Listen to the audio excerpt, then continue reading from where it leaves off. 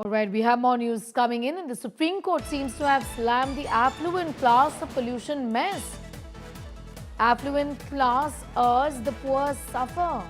Our direction needs to be forcibly enforced. The court must, in fact, order must to make states act, says the petitioner in this case.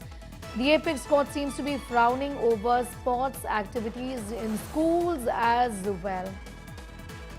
Nalini is tracking those details. Nalini, what really happened in court here? Take us through the details. Well, Sneha, amidst Yes. the worsening AQI, the matter was mentioned by the amicus in the case before the Supreme Court of India, and the CJI was told that nothing is going to happen till the time the court doesn't issue clear directions to the states, and the states are not going to act on their own.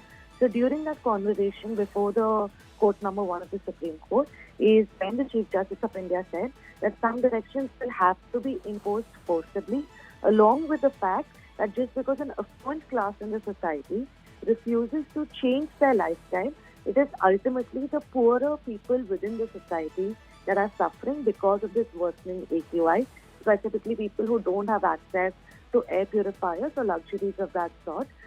So the matter is expected to be taken up on Wednesday for hearing, when the Supreme Court is expected to look into what kind of action plan the government is looked into, because last time around they had asked them to revisit it, and they'd also said that this was a repetitive problem that was happening year after year.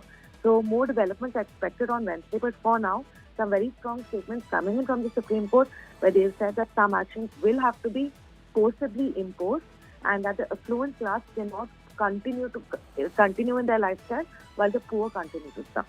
All right, I'm going to leave it there for the moment. Nalini Sharma getting in those details. The Supreme Court also frowning over sports activities within the school, saying that the poor seem to be suffering more here as far as dirty air is concerned.